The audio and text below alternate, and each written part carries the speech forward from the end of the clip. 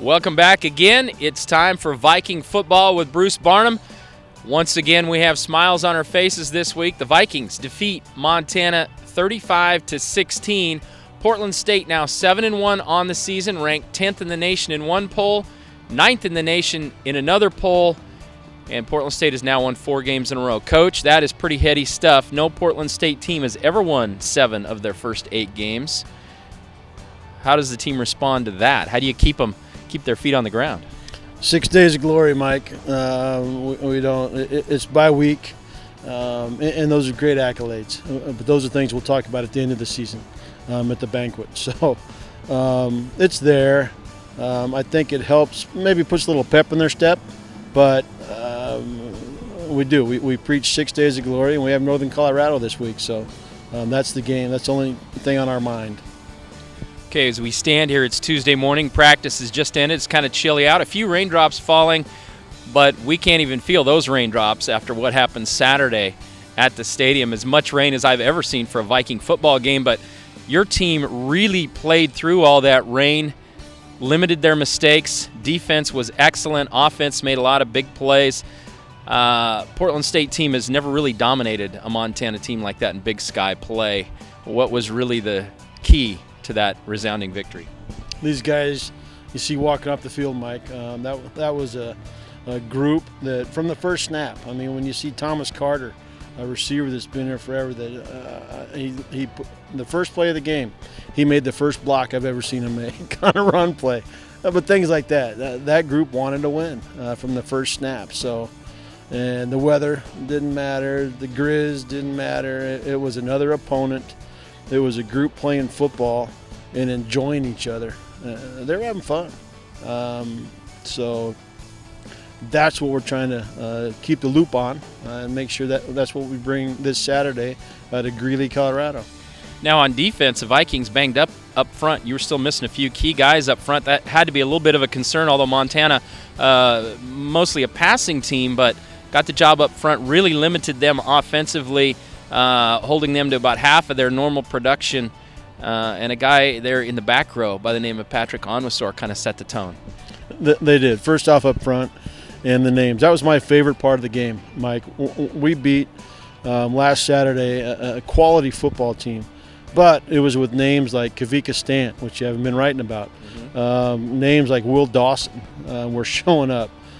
Mike Dolman, the names that usually aren't on your list in Sunday morning newspapers, but that tells me we're on the right track. That tells me we're building a program that those guys that are there and working hard, they're ready.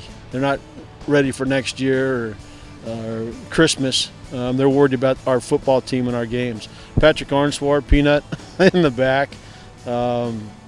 What can you say? He played center field. And he showed up every week.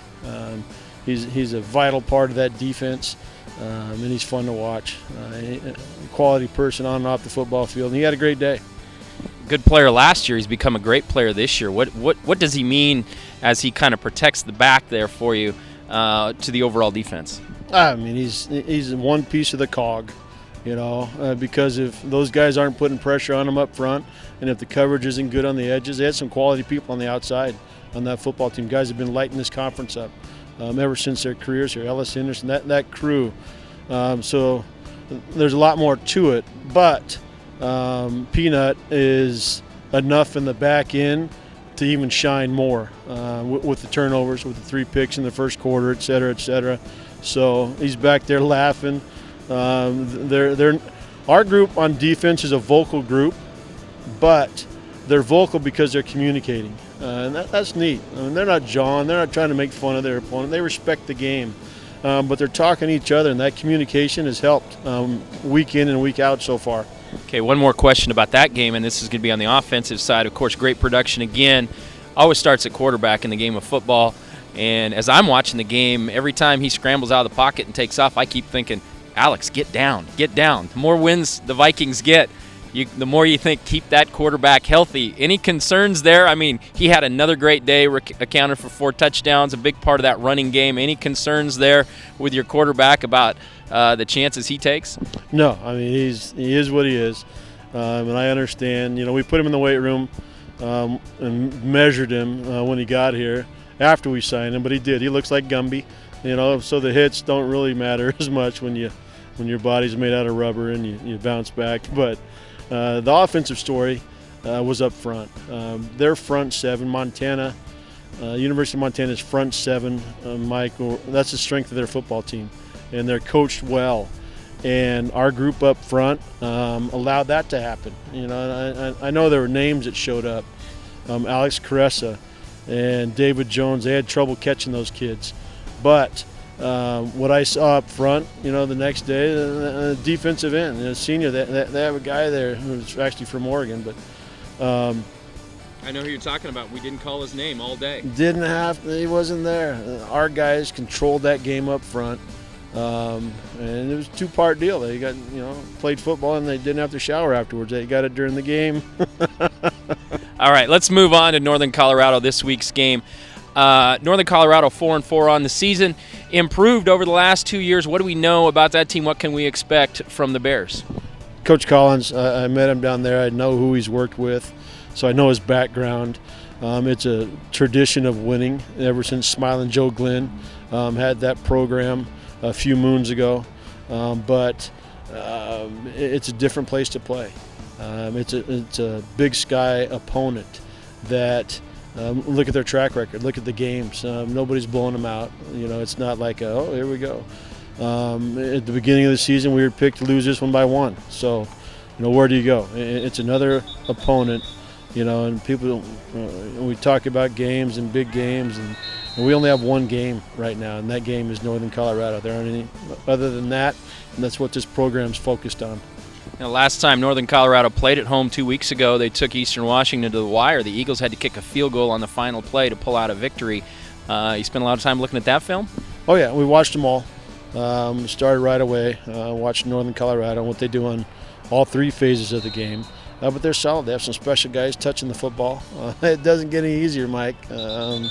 This conference is a nightmare for coaches.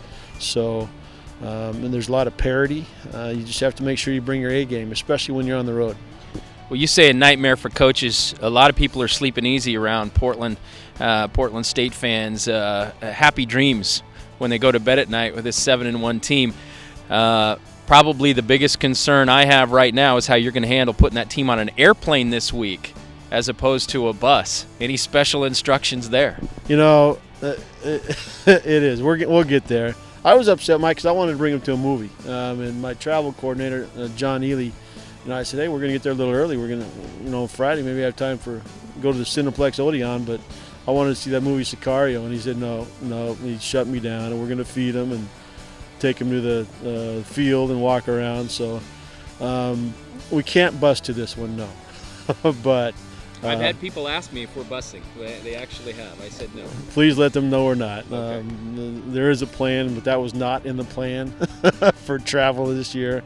We could actually leave Tuesday, I guess. We could leave today or tomorrow and get over there, but no. We're flying, and it's an early game, so we'll be able to fly right out afterwards. About 8 o'clock out of Denver, so travel plans are set and they're good. All right. Well, the Vikings this week playing at Northern Colorado. Early kickoff. It's noon Mountain Time. It's 11 a.m. Pacific Time. Go to GoVikes.com. You can get live audio. You can get live video. Follow the Vikings at GoVikes.com.